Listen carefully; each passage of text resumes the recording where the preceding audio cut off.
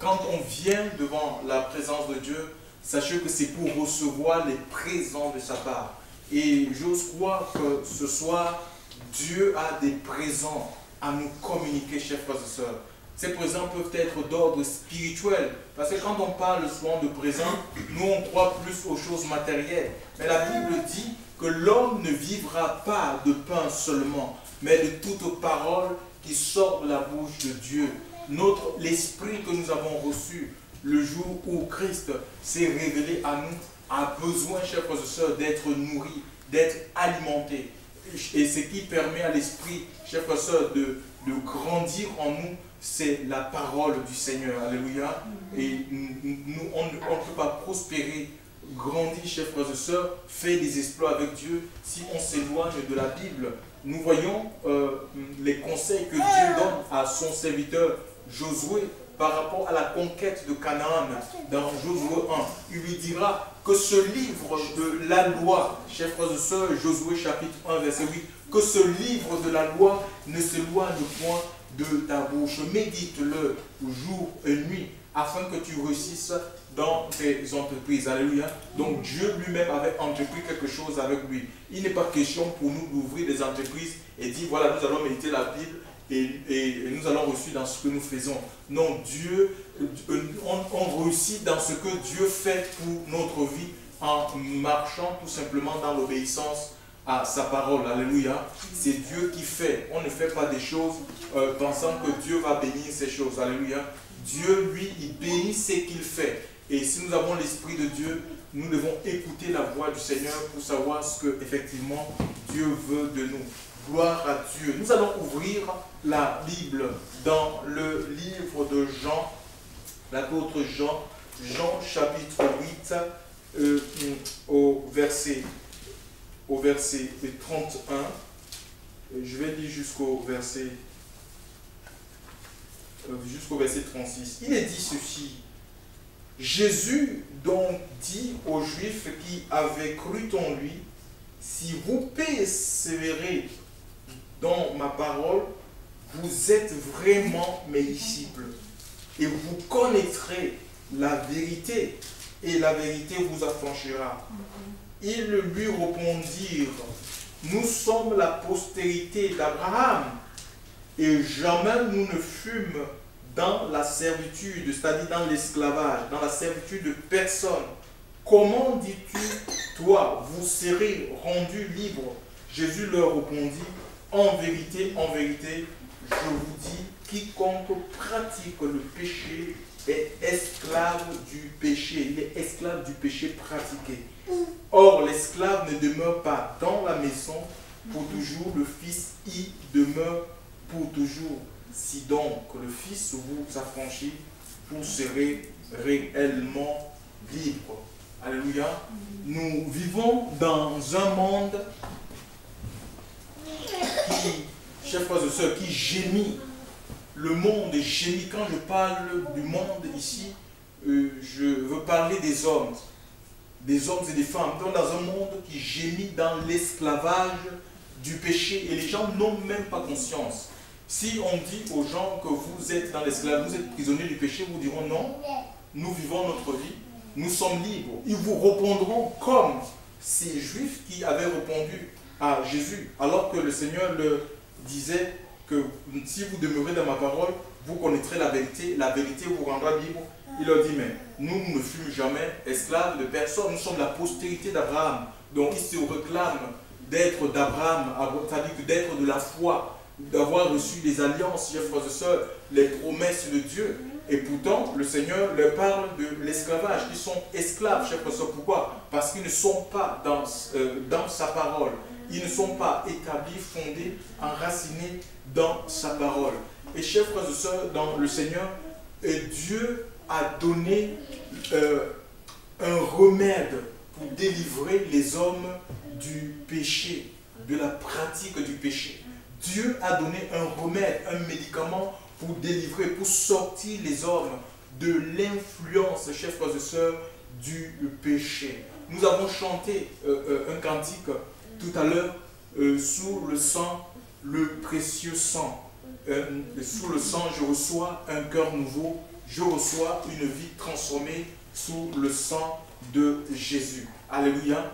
Le seul remède, chers frères et sœurs, le seul médicament qui puisse délivrer les hommes de l'esclavage, chers frères et sœurs, du péché. Le péché, c'est une souffrance. Alléluia. Le péché fait souffrir les âmes. Le péché détruit les familles, chers frères et sœurs. Le péché divise les couples.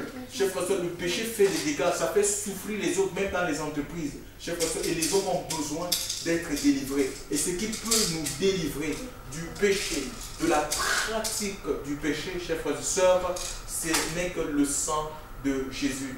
Comprenez que le sang de Jésus, ce n'est pas un sang humain. Ce n'est pas un sang contaminé. Le sang de Jésus n'est pas comme mon sang et votre sang. Il n'est pas né comme vous et moi. L'Écriture nous dit qu'il est né d'une vierge. Alors que c'était le 6e mois, chers frères et sœurs, l'ange Gabriel va être envoyé en Galilée dans une maison, chers frères et sœurs, la maison de Marie. L'ange Gabriel sera envoyé, chers frères et sœurs, dans une ville, dans la ville de Galilée nommée Nazareth, à une vierge fiancée à un homme dont l'homme s'appelait Joseph. C'était conformément à ce que Ésaïe, 750 années, avait prédit, chers frères et sœurs. Ésaïe, le prophète, avait fait une prédiction. Il avait dit dans son passage de Ésaïe chapitre 7 au verset 14, « Et voici, le Seigneur lui-même vous donnera un signe, une vierge concevra un fils, elle enfantera un fils, on lui donnera le nom d'Emmanuel. » Et nous avons donc, le prophète était mort, hein, il n'a pas vu l'accomplissement de la prophétie qu'il avait donnée, chers frères et sœurs, sous l'influence du Saint-Esprit. Chers frères et sœurs, dans le Seigneur, et nous avons donc, ce prophète est mort des centaines d'années plus tôt, sans voir la réalisation de ce qu'il avait dit, mais puisque ce qu'il avait dit venait de Dieu, c'est resté s'accomplir après lui.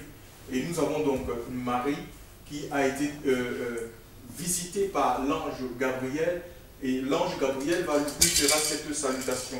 Écoutez ce que l'ange Gabriel va dire. Et au 6e mois, l'ange Gabriel fut envoyé par Dieu dans une ville de Galilée nommée Nazareth, une vierge fiancée à un homme dont le nom était Joseph. De la maison de David, le nom de la vierge était Marie. Et l'ange étant entré auprès d'elle, dit « Je te salue, toi, que Dieu fait jouir de sa faveur, toi à qui une grâce t'a été accordée. » C'est ça. La grâce, c'est une faveur, c'est un don immérité. Comprenez que Marie n'a pas été sollicitée parce qu'elle était sainte. Non, parce que la virginité n'était pas un critère de sainteté en Israël, parce que toutes les filles en Israël étaient vierges. Toutes les filles, et même on ne pouvait pas, il n'y avait pas. Donc Dieu avait donné une loi, il n'y avait pas de rapport sexuel en dehors du mariage. Donc comprenez qu'en Israël, toutes les filles juives, avant d'aller au mariage, elles ne connaissaient pas, elles étaient pucelles. Donc elles ne connaissaient pas les hommes. Donc Marie n'était pas la seule. Donc on voit donc aujourd'hui que c'est une erreur vraiment monumentale de vénérer Marie. Marie était comme n'importe quelle jeune fille en Israël qui se conservait pure, qui attendait voilà, son amant dans la pureté, dans la sainteté. C'est ce que Dieu recommande à chaque enfant de Dieu, à ceux à qui il s'est révélé. Même si nous avons une vie de désordre dans le monde, comprenons que quand nous venons dans le Christ, le Seigneur nous purifie. Alléluia. Il nous rend vierges, il nous rend purs. Alléluia. Maintenant, on se conserve. On se conserve et on ne continue plus dans les mêmes débordements de débauche. Par exemple, si tu viens dans le Seigneur n'étant pas marié, même si tu as vécu une vie de fornication dans le monde, il faut maintenant que dans la foi, ayant connu la vérité de Dieu, que tu te gardes pur jusqu'à ce que le Seigneur puisse lui te révéler, chers frères et sœurs, ton amant, ainsi que les hommes aussi, ainsi que l'homme comme la femme. On ne continue pas à vivre dans le désordre, sinon peut-être on n'est même pas né de nouveau. Alléluia. Et le Seigneur nous donne son esprit, il faut attendre le temps de Dieu. En même temps, le Seigneur travaille notre cœur, notre vie, pour que nous allions de sanctification en sanctification. Donc nous avons cette Marie. L'Écriture nous dit qu'une grâce, une faveur t'a été faite. Hein? je te salue Marie. Donc il est dit, je te salue Marie. Je te salue, toi que Dieu fait jouir de sa faveur. Le Seigneur est avec toi et tu es bénie entre toutes les femmes. Et nous voyons cette formule, la salutation de l'ange Gabriel, ça a été fait comme une prière dans certaines religions. Et on fait réciter ça aux gens.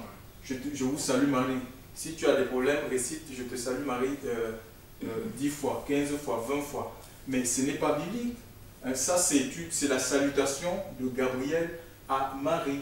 Donc, c'était en conversation. Donc, ça ne peut pas se faire une prière. Dieu ne nous a jamais demandé de prier Marie, de prier les anges, de prier les saints, hein, de prier les arbres, de prier les morts. Il dit dans le livre de Luc, chapitre 11, quand vous priez, dites notre Père qui est aux cieux. Ah, il faut prier le Père qui est dans le ciel. On ne prie même pas Jésus. On prie le Père qui est dans le ciel et toutes nos demandes sont faites au nom de son Fils Jésus-Christ. Alléluia. Gloire à Dieu. J'espère que nous sommes ensemble. Donc voilà, il dit, dites notre Père. Ça veut dire qu'il faut que Dieu soit notre Père. Tous les hommes sont des créatures de Dieu.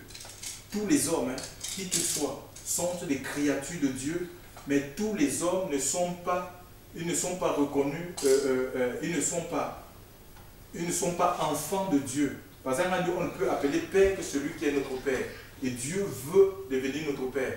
Mais pour cela, pour que Dieu devienne notre Père, il faut que nous soyons son enfant. Et pour être enfant de Dieu, il faut recevoir le Christ.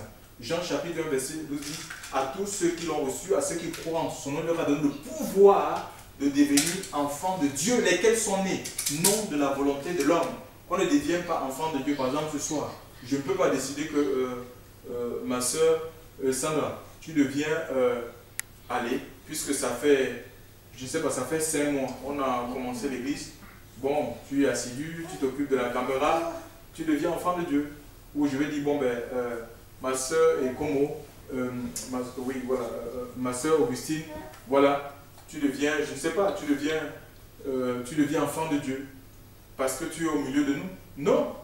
Ou lève la main après une prédication, j'ai dit, qui veut devenir enfant de Dieu? Non, c'est une naissance selon l'esprit. Il dit à tous qui l'ont cru, à ceux qui croient en son nom, ceux qui l'ont reçu, il leur a donné le pouvoir. Ça vient de Dieu. C'est une naissance selon Dieu, par le Saint-Esprit et la parole. Alléluia. C'est l'Esprit de Dieu et la parole de Dieu qui nous fait naître de Dieu. Alléluia. Et nous devenons enfants de Dieu. Ça veut dire que Dieu nous adopte. Et par le Saint-Esprit, nous pouvons dire Abba Père. C'est écrit dans le livre de Romains chapitre 8, si nous lisons le verset 16. Que par le Saint-Esprit, nous avons la possibilité de dire Abba Père. Ça veut dire que mon Père qui est dans les cieux. Donc nous ne sommes pas tous les hommes. Parce que les gens disent ils prient Dieu. Certains ils sont parfois étonnés qu'ils ne sont pas exaucés. Sont-ils nés de Dieu? Il faut naître de Dieu pour recevoir la sémence d'en haut, le Saint-Esprit, alléluia. Et Dieu, l'Esprit de Dieu, on est adopté. C'est l'esprit d'adoption, alléluia. Dieu nous adopte, chers frères et sœurs, comme ses enfants. Et maintenant, nous pouvons dire, mon Père qui est dans les cieux, que ton nom soit sanctifié. Ça dit qu'on peut adorer Dieu et en même temps lui présenter nos besoins. Parce que prier, c'est le moyen que Dieu nous a donné pour pouvoir lui présenter, chers frères et sœurs, nos besoins. Hein? La prière, on ne récite pas, ce n'est pas des récitations. Aujourd'hui, même dans les églises, il y a des prières des hommes de Dieu. Les hommes de Dieu, ils écrivent des prières et ils les vendent aux gens. Ils disent qu'il faut prier de telle manière. Nous prions sous l'inspiration de l'Esprit. L'apôtre Paul va dire dans le livre de Éphésiens, chapitre 6, verset 18, que faites toutes sortes de prières par l'Esprit et veillez à cela avec une entière persévérance. Donc on prie sous l'influence de l'Esprit Saint. Mais encore, faudrait-il que l'Esprit de Dieu nous conduise. Il faut être sous la conduite de l'Esprit Saint, chers frères et sœurs. Alléluia. Il faut qu'on accepte l'Esprit de Dieu, que l'Esprit Saint puisse nous conduire. Et l'Esprit de Dieu a été envoyé pour conduire nos vies, pour conduire chacune de nos vies. Alléluia. Et c'est le guide. Pour vivre la vie, nous conduire dans la vérité de la parole de Dieu. Ça veut dire que le Saint-Esprit, en fait, c'est comme... les gens vont vous dire que non, on ne peut pas vivre la perfection, c'est très faux. On ne peut pas vivre on ne peut pas être parfait par nous-mêmes. c'est le Saint-Esprit qui a été envoyé pour parfaire notre vie, pour parfaire notre relation.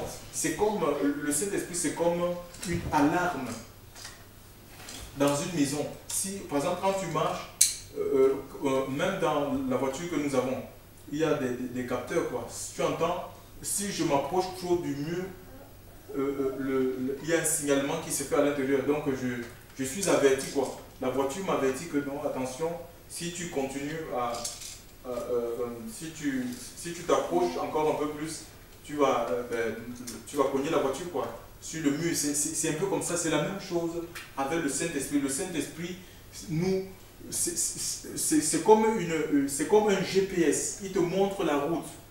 Il te montre tous les dangers, chers frères et sœurs. Le Saint-Esprit, c'est comme pour les marins, c'est comme une boussole. Tu vois, dans un monde complètement déboussolé, chers frères et sœurs. Un monde où les gens ne savent même plus, on ne sait pas comment s'orienter. Le Saint-Esprit, il nous montre le chemin, il nous montre la voie, il nous révèle les dangers cachés, chers frères et sœurs. Quand nous marchons, il nous avertit, chers frères et sœurs, pour qu'on ne tombe pas dans les pièges de Satan. C'est lui qui nous garde. On peut vivre la perfection sur la terre, à condition qu'on obéisse à la voix de l'Esprit Saint. Alléluia. Et le Saint-Esprit a été donné pour diriger notre vie. Jésus va dire, n'appelez personne votre directeur, un seul est votre directeur. Même en ce qui concerne l'exercice des ministères, Dieu nous appelle, ce n'est pas pour occuper le banc de l'église, disons comme ça. Dieu ne nous a pas appelés pour occuper la terre, parce que dit le banc de l'église c'est nous. Il n'y a pas de banc dans l'église, c'est nous l'église. L'église, c'est une construction spirituelle. Alléluia, ce sont des hommes et des femmes qui sont nés de l'Esprit de Dieu. Et ils sont sortis du monde et ils suivent la voie du Seigneur. Donc ce n'est pas un bâtiment qui est l'église, c'est nous l'église. Et Dieu ne nous a pas établis, Dieu ne nous a pas appelés, chers frères et sœurs, sur la terre pour occuper la terre de manière inutile. Il y a un but, il y a un projet pour lequel le Seigneur nous a mis sur la terre. Et c'est le Saint-Esprit qui va nous entraîner, qui va nous amener à entrer dans ce projet. Mais à condition que nous nous laissions tout simplement conduire, dirigés par le Saint-Esprit. Donc je reviens sur cette histoire de Marie, de Marie, de la visitation de Marie. Donc on prie par Marie, hein. Et donc voilà, et le Seigneur est avec toi et tu es bénie entre toutes les femmes. Et la voyant, elle fut troublée à sa parole et raisonnait en elle-même sur ce que pourrait être cette salutation. Et l'ange lui dit, ne crains pas Marie, car tu as trouvé grâce auprès de Dieu. Et voici, tu concevras dans ton ventre et tu enfanteras un fils et tu l'appelleras de son nom Jésus. Il sera grand et sera appelé fils du Dieu très haut. Et Marie va, donc si nous continuons la lecture, Marie un peu sera... Marie elle sera un peu étonnée, surprise de ce que l'ange lui a dit. Elle va dire, mais comment est-ce que cela va se faire, hein? Je vais concevoir un fils. Mais comment cela se fera-t-il? Je ne suis moi qui ne connais point d'homme. Elle ne connaissait pas d'homme, bien entendu, parce qu'elle était fiancée. Hein? Elle était fiancée. Aujourd'hui, on a dans nos églises, elle était fiancée, mais elle ne connaissait pas. Elle était fiancée, ça ne veut pas dire qu'on est marié. Elle était liée à Joseph par un engagement de mariage. Ils s'étaient engagés pour vivre, pour se marier, pour mener leur vie, pour vivre ensemble. Hein? Donc, en attendant le mariage, donc, parce qu'il y a le temps de fiançailles, hein, c'est le temps que l'homme et la femme passent. C'est un temps où ils se trouvent et ils s'ajustent par rapport à leur caractère, chers frères et sœurs, pour effectivement,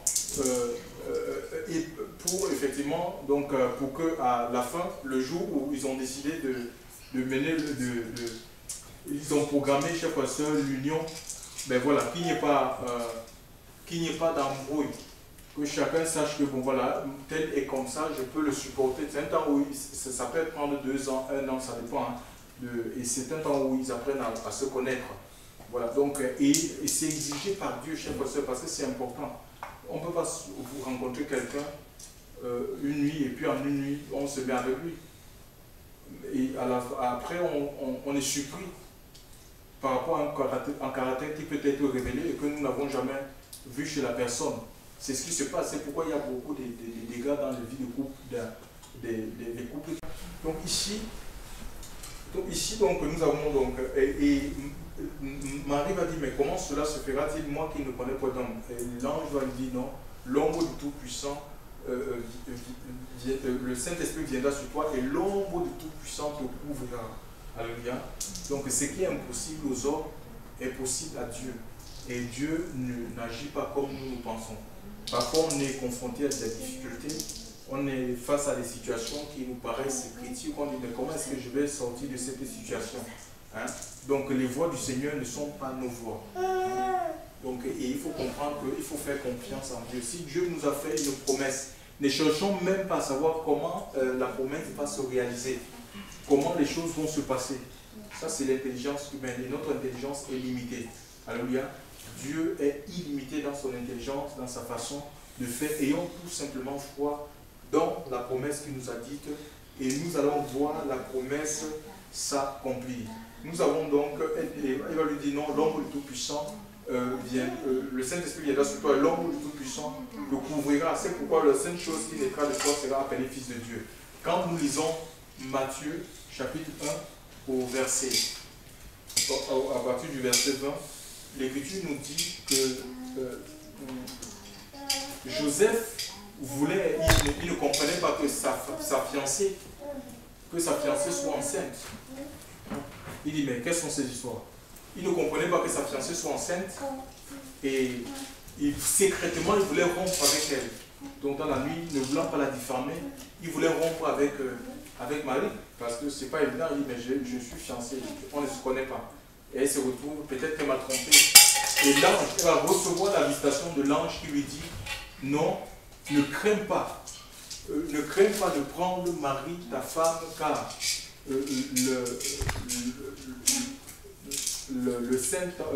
la sainte chose qui est en elle vient du Saint-Esprit. Ça veut dire que, donc, ça veut dire que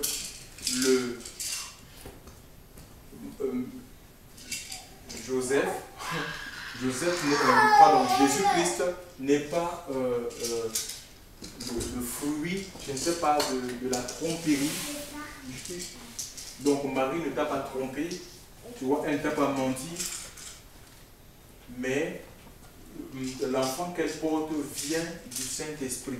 Et il a écouté la voix de Dieu, il a accepté. Il aurait pu dire non, je ne peux pas accepter, même si ça vient de Dieu, je ne peux pas accepter une femme qui se retrouve enceinte comme ça, et moi je vais m'occuper d'un enfant qui n'est pas mien. Tu vois, il a accepté la volonté de Dieu à son égard. Donc je disais, Jésus n'est pas né comme vous et moi. Il n'est pas né,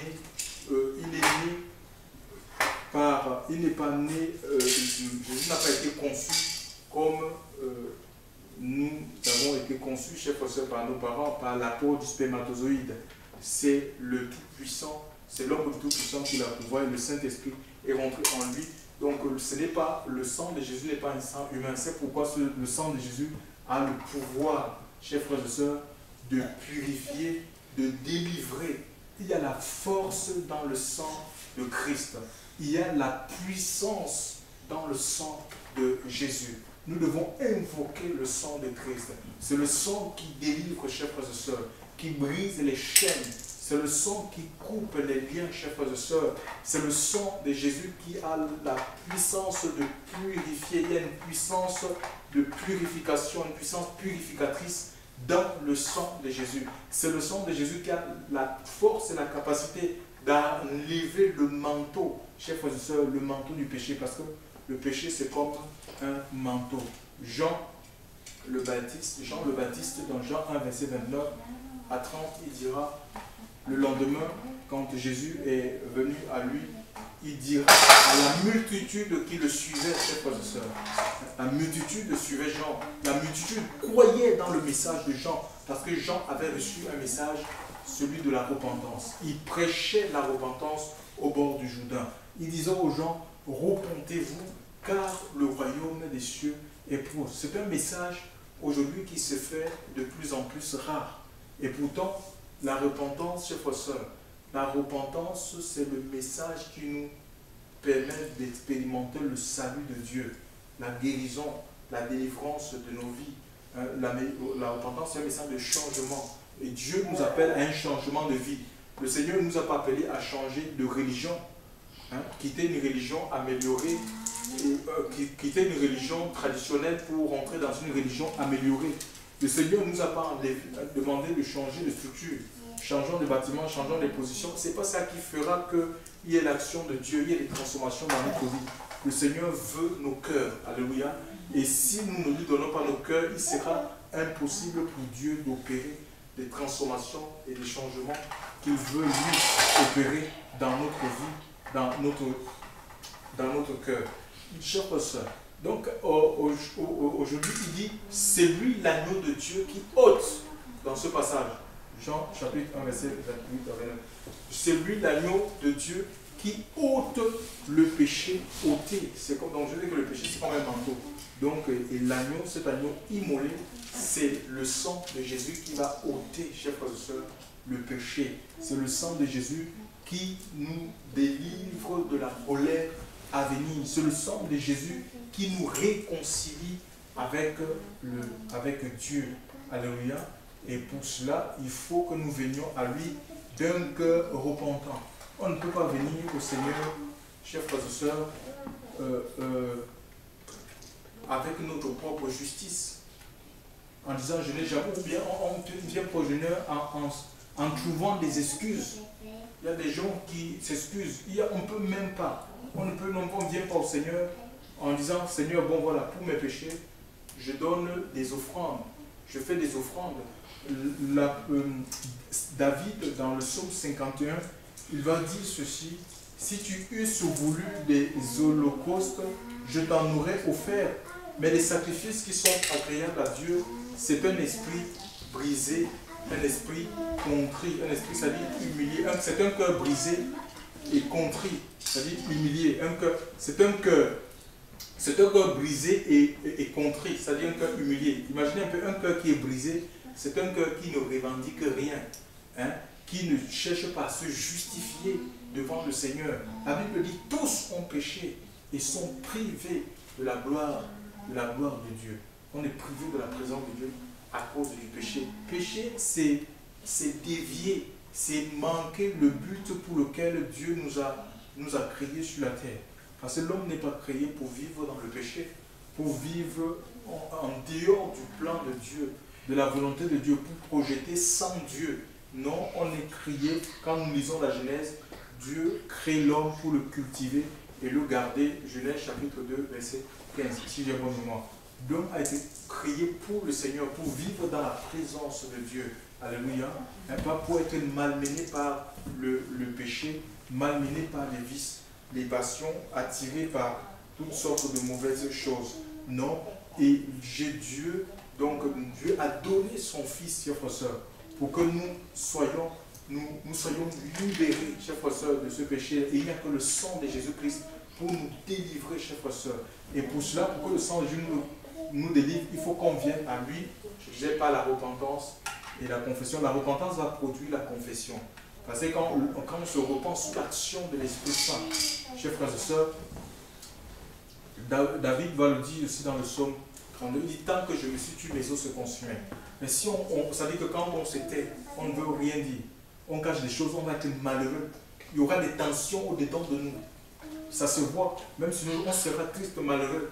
Mes os se consumaient, ma vigueur n'était plus que ses cheveux. Ça veut dire que même si on sera sans force, on sera sans force, surtout quand on est enfant de Dieu et qu'on pêche de manière délibérée. Mais il nous sera même difficile de louer, d'adorer. On n'a pas la force pour louer, on n'a pas la force pour adorer le Seigneur. Il dit, je t'ai fait connaître mon péché, je t'ai avoué mes transgressions, chers frères et sœurs. Et je voudrais vous dire une chose, que ce qui va nous délivrer, ce qui permet à Dieu de nous restaurer, de nous donner la joie du salut, c'est la confession. Alléluia. Et si vous confessez vos péchés, nous dit l'Écriture, 1 Jean 1, verset 9, si vous confessez vos péchés, il est fidèle et juste pour nous purifier et pour nous pardonner et nous purifier de toute iniquité. Donc non seulement Dieu pardonne, mais il purifie aussi. Hein, le pardon de Dieu est libérateur. Ce n'est pas un pardon religieux. On a, de par le passé, nous avions des religions et on allait dans les religions où on a des religions conventionnelles où tout est institutionnalisé. On va voir quelqu'un et puis on se met à confesser, dit ma fille soit pardonnée. Et puis quand on sort de ce confessionnal, on retourne, on va reproduire la même chose. Mais quand le Seigneur il te pardonne, ta vie est transformée. Il dit va, ne pêche plus. À la femme adultère, cette femme qui était attrapée en flagrant délit d'adultère, le Seigneur lui dit personne ne t'a condamné, je ne te condamne pas, mais va, ne pêche plus. Donc il te donne la force de ne plus reproduire les mêmes erreurs. Il fait de toi une nouvelle création. Alléluia. Il fait de toi une nouvelle création. C'est lui qui te communique la force pour que tu abandonnes la vie de péché.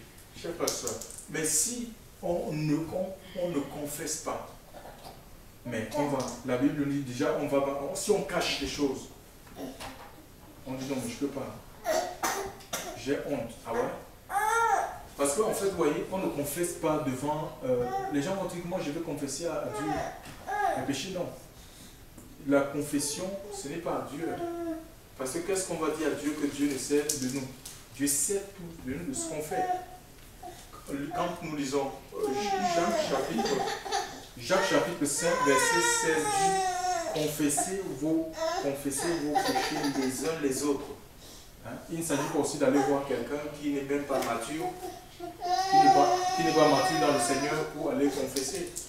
Parce qu'en allant confesser des choses, tes péchés vers une personne qui n'est pas mature, qui n'est pas mûre dans la foi, la personne là, ça peut scandaliser la personne, ou ça peut être un sujet de calomnie. Il peut prendre ça et puis il va se dire c'est pas possible. Et si vous saviez, telle personne, ouais. Donc il faut que l'Esprit de Dieu, si tu es touché par le Saint-Esprit dans ton cœur, pour révéler certaines choses, que l'Esprit de Dieu te pousse, c'est l'Esprit de Dieu. Et l'Esprit de Dieu, même comme nous sommes en assemblée comme ça, l'Esprit de Dieu peut t'amener à confesser les péchés en assemblée, on l'a vu publiquement. C'est ça. Et vraiment, l'Église doit retrouver la confession publique. Nous avons Jean-Baptiste aussi, au bord du Jourdain. Quand il prêchait, les gens confessaient. L'Écriture nous dit qu'en confessant leurs péchés, il les baptisait dans le fleuve Jourdain. Parce qu'ils confessaient, ils avouaient leurs fautes. Ils avouaient leurs fautes devant le Seigneur. Certains vous disent, ah non, mais c'est de l'humiliation. Mais si on refuse de s'humilier devant le Seigneur, je vous dis, même les circonstances de la vie vont nous humilier. Mais je préfère m'humilier sous la puissante main de Dieu, d'après ce que 1 Pierre 100 nous dit, pour que le Seigneur, au moment opportun, puisse lui m'élever. Alléluia. Quand Dieu nous humilie, ça veut dire qu'il nous élève. Alléluia. Il va nous élever. Alléluia. Et n'ayons pas honte. Si l'Esprit de Dieu nous amène à confesser, chers frères et sœurs, sachant qu'il veut nous guérir. C'est pour une raison, il veut nous guérir. Alléluia. Et ne refusons pas la guérison de Dieu. Si on résiste à l'Esprit de Dieu, nous allons continuer à vivre dans les chaînes, à être esclaves. Et vous avez l'homme être esclave de ce qui domine dans sa vie. S'il y a des péchés qui dominent dans nos vies, nous sommes esclaves. Même si on chante qu'on est libre dans le Christ et qu'on ne sera jamais heureux, on sera toujours, le péché rend malheureux. Donc voilà, et ici, le sang de Jésus, parce qu'on confesse, le sang de Jésus nous lave et nous purifie, chers frères et sœurs. Ça va couper les liens. Il dit, le sang, non seulement vous êtes pardonnés, vous êtes purifiés de 1 Jean chapitre 1, verset 9 dit, si vous confessez vos péchés, il est fidèle et juste pour vous les pardonner et pour vous purifier de toute iniquité. L'iniquité, c'est le péché qui est reproduit. Donc ça veut dire que le sang a le pouvoir de briser ce lien-là. Même si c'était un lien héréditaire, il y a un héritage que nous recevons des parents. Certains reçoivent un héritage matériel, mais comprenez que l'héritage n'est pas seulement dans le domaine matériel, mais il est aussi spirituel, dans les gènes. Hein? Donc voilà, le père alcoolique, l'enfant, l'alcoolisme du parent poursuit les enfants. Ou ça peut être autre chose, chers frères et sœurs, mais le sang de Jésus a le pouvoir de briser ces liens et de nous donner vraiment une nouvelle vie, chers frères et sœurs, avec Christ, une vie de paix, une vie de joie. Chers frères et sœurs, je vous assure, c'est possible, on peut vivre la perfection dans notre chair. Mais il faut tout simplement qu'on s'ouvre à Dieu. Si on s'ouvre à Dieu, c'est Dieu lui-même qui fait l'œuvre. Alléluia. Il va œuvrer en nous, il va nous purifier intérieurement, il va nous donner sa nature. Même étant dans le monde, parce que nous subissons les influences dans la chair. Mais quand on est nettoyé à l'intérieur de nous-mêmes, nous avons la force de résister. Et des choses qui nous attiraient, ces choses-là vont perdre leur influence dans notre vie parce qu'on a permis au Seigneur de nous nettoyer intérieurement. Alléluia. Donc là, on a la force et la capacité de résister. Que le Seigneur nous aide, chers frères et sœurs, vraiment chaque jour à chercher sa face et à nous laisser parfaits. Vous voyez, on n'est pas arrivé. L'Écriture nous dit qu'on va de transformation en transformation. Alléluia. Et il y a un processus que Dieu a commencé dans notre vie. Laissons-nous transformer. Alléluia. Laissons-nous transformer. Laissons le Seigneur parfait ce qu'il a commencé en nous. Il n'y a pas de délivrance en dehors du sang. Alléluia. Nous avons besoin du sang de Jésus. Il y a beaucoup de techniques et de méthodes qu'on a fini de mettre en place dans les églises. Alléluia. La confession est mise de côté. C'est très faux. Tout est dans les Écritures, chers frères et sœurs, dans le Seigneur. Si nous revenons à les Écritures, ben voilà, nous allons expérimenter l'amour de Dieu. Les promesses de Dieu seront une réalité pour chacune de notre vie. Que le nom du Seigneur soit béni.